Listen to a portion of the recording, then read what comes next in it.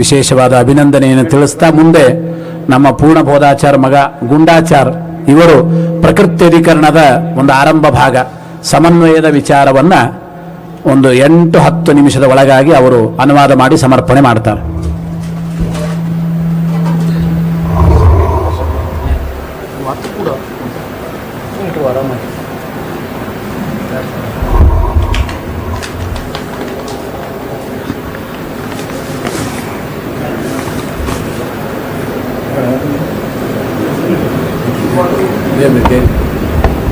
ಶ್ರೀ ಗುರುಭ್ಯೋ ನಮಃ ಪರಮ ಗುರುಭ್ಯೋ ನಮಃ ಶ್ರೀಮದಾನಂದ ತೀರ್ಥ ಭಗವತ್ಪಾದಾಚಾರ್ಯ ಗುರುಭ್ಯೋ ನಮಃ.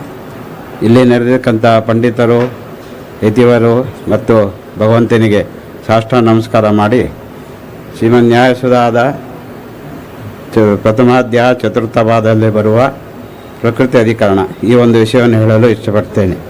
ಇದರಲ್ಲಿ ಪ್ರಧಾನವಾಗಿ 8 ಸೂತ್ರಗಳು ಇದೆ. ಓಂ ಪ್ರಕೃತಿಶ್ಚ ಪ್ರತಿಜ್ಞಾ ದೃಷ್ಟಾಂತ ಅನುಪರೋಧಾತ್ ಓಂ. ಆಮೇಲೆ ಏತೇನ ಸರ್ವೇ ವ್ಯಾಖ್ಯಾತ ಓಂ. ಈ 2 ಸೂತ್ರಗಳಿಗೆ ಇಲ್ಲಿ ಅನುವಾದ ಮಾಡಿದ್ದಾರೆ. ಇನ್ನು ಉಳಿದಿದ್ದು 6ರಲ್ಲಿ ಮುಂದೆ ಏನು ಅಂತ ಹೇಳ್ತಾರೆ. ಇದರೊಳಗೆ ಪ್ರಧಾನವಾಗಿ ಓಂ ಪ್ರಕೃತಿಶ್ಚ ಪ್ರತಿಜ್ಞಾ ದೃಷ್ಟಾಂತ ಅನುಪರೋಧಾತ್ ಓಂ. ಇದಕ್ಕೆ ಅನ್ವಯಾಖ್ಯಾನದಲ್ಲಿ ಸ್ತ್ರೀ ಶಬ್ದಾಶ್ಚ ಇಲ್ಲ ನಿಷೇಧಾರ್ಥಾನಾಂ ಸರ್ವೇ ಬ್ರಹ್ಮವಾಚಕ ಎಂದು ಹೇಳಿದ್ದಾರೆ. ಅಂದರೆ ಇದರ ಅರ್ಥ ಪ್ರಕೃತಿ, ದಾರ, ಹೆಂಡತಿ ಈ ರೀತಿಯಾದ ಎಲ್ಲ ಸ್ತ್ರೀವಾಚಕ ಶಬ್ದಗಳು ವಿಷ್ಣುವಿನಲ್ಲೇ ಸಮನ್ವಯ ಮಾಡಬೇಕು ಎಂದು ಹೇಳಿದರೆ, ಅದಕ್ಕೆ ಪೂರ್ವಪಕ್ಷಿ ಅನುಮಾನ ಸಂದೇಹ ಹೇಳ್ತಾನೆ. ಸ್ತ್ರೀವಾಚಕ ಶಬ್ದಗಳು ವಿಷ್ಣುವಿನಲ್ಲಿ ಸಮನ್ವಯ ಮಾಡಲು ಬರುವುದಿಲ್ಲ. ಕಾರಣ ಇದಕ್ಕೆ ಸೂತ್ರ ಇದೆ ಎಂದು ಹೇಳುತ್ತಾರೆ. ಆದರೆ ಪ್ರಕೃತಿಶ್ಚ ಪ್ರತಿಜ್ಞಾ ಅಂದರೆ ಪ್ರಕೃತಿಯನ್ನು ಹಿಡಿದು ಎಲ್ಲ ರೀತಿಯಾದ ಶಬ್ದಗಳು ವಿಷ್ಣುವಿನಲ್ಲೇ ಸಮನ್ವಯ ಮಾಡಬೇಕು ಅಂತೇಳಿ ಸಿದ್ಧಾಂತ. ಮತ್ತು ವಿವರವಾಗಿ ಹೇಳುತ್ತಾರೆ. ಹಿಂದೆ ಪ್ರಥಮಾಧ್ಯಾಯದಲ್ಲಿ ಪ್ರಥಮ ಸೂತ್ರವಾದ ಓಂ ಓಂ ಅಥಾತೋ ಬ್ರಹ್ಮ ಜಿಜ್ಞಾಸ ಓಂ, ಈ ಸೂತ್ರದಲ್ಲಿ ಬ್ರಹ್ಮನ ಜಿಜ್ಞಾಸ ಮಾಡಂತೇಳಿ ಹೇಳಿದ್ದಾರೆ.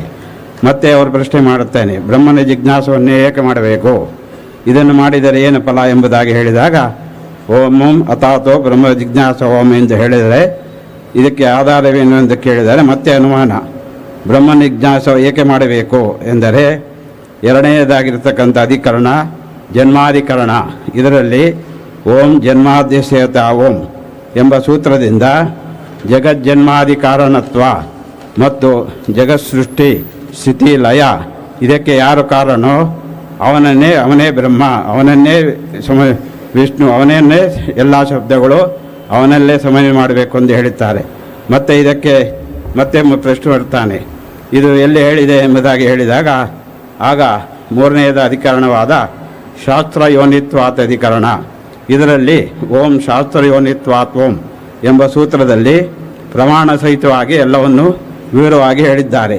ಮತ್ತೆ ಅನುಮಾನ ಹೇಳುತ್ತಾನೆ, ಎಲ್ಲ ಶಬ್ದಗಳು ವಿಷ್ಣುವಿನಲ್ಲೇ ಯಾಕೆ ಸಮನ್ವಯ ಮಾಡಬೇಕು ಎಂದು ಹೇಳಿದಾಗ ಆಗ ಈ ಸೂತ್ರದಲ್ಲಿ ಈ ಎಲ್ಲ ಶಬ್ದಗಳು ಪುರುಷ ಶಬ್ದ, ಸ್ತ್ರೀ ಶಬ್ದ, ಅನ್ಯತ್ರ ಪ್ರಸಿದ್ಧವಾದ ಶಬ್ದಗಳು, ಚೇತನ ಅಚೇತನ ಹೀಗೆ ಎಲ್ಲ ರೀತಿಯಾದ ಶಬ್ದವನ್ನು ವಿಷ್ಣುವಿನಲ್ಲೇ ಸಮನ್ವಯ ಮಾಡುವುದೇ ಸರಿ. ಯಾಕೆಂದರೆ ಇದರಲ್ಲಿ ಸ್ತ್ರೀ ಶಬ್ದಾಶ್ಚ ನಿಷೇಧಾರ್ಥಾ ಸರ್ವೇಪಿ ಬ್ರಹ್ಮವಾಚಕ ಎಂದು ಹೇಳಿದ್ದಾರೆ.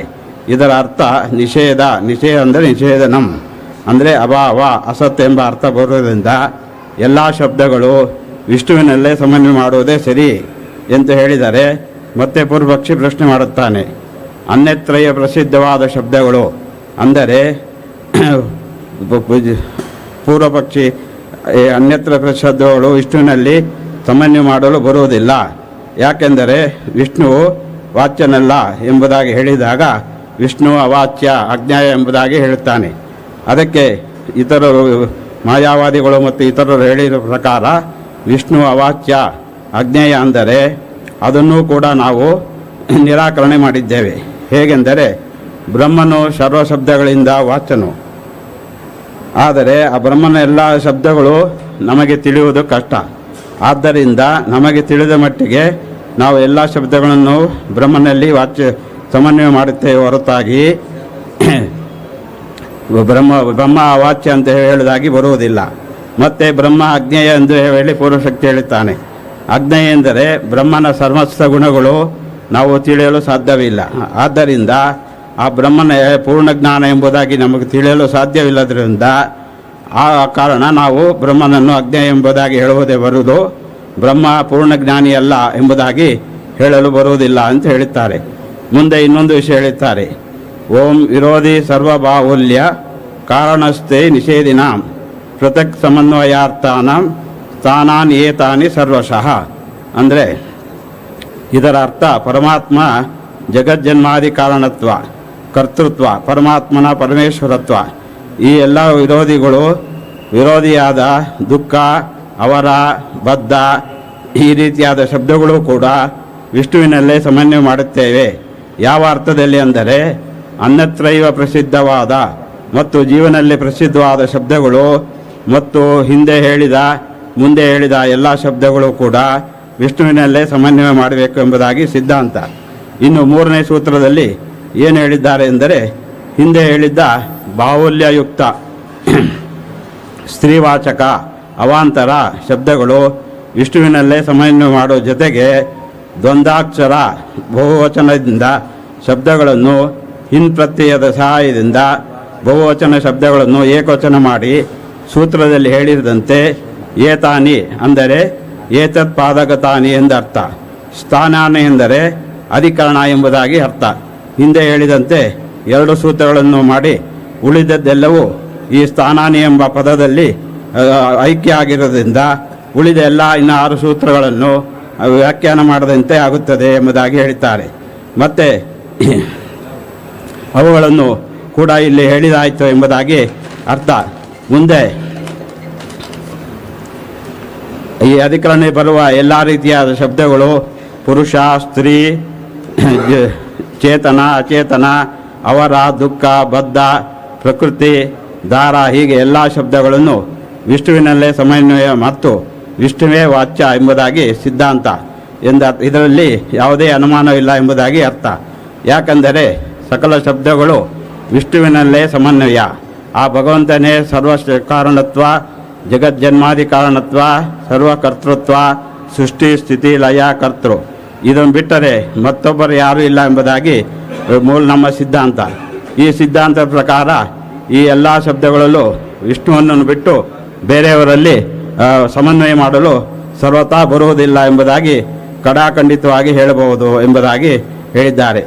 ಇಲ್ಲಿ ತನಕ ಹೇಳಿದ 2 ಮಾತುಗಳಲ್ಲಿ ಏನಾದರೂ ವಿಷಯವಿದ್ದಲ್ಲಿ ಅದು ನಮ್ಮ ಗುರುಗಳಿಗೆ ಸಲ್ಲಿದ್ದು, ದೋಷವಿದ್ದಲ್ಲಿ ಅಲ್ಲ ದೋಷವಿದೆ ಅದು ನನ್ನಲ್ಲಿ ಇರಲಿ ಎಂಬುದಾಗಿ ಹೇಳಿ ಇಲ್ಲಿ ನರ್ತಕ್ಕಂಥ ಪಂಡಿತರು, ಯತಿಗಳು ಮತ್ತು ಭಗವಂತನಲ್ಲಿ ಸಾಷ್ಟಾಂಗ ನಮಸ್ಕಾರ ಮಾಡಿ ನನ್ನ ಈ 2 ವಚನವನ್ನು ಶ್ರೀಕೃಷ್ಣ ಅರ್ಪಣೆ ಮಾಡಿಸ್ತೇನೆ.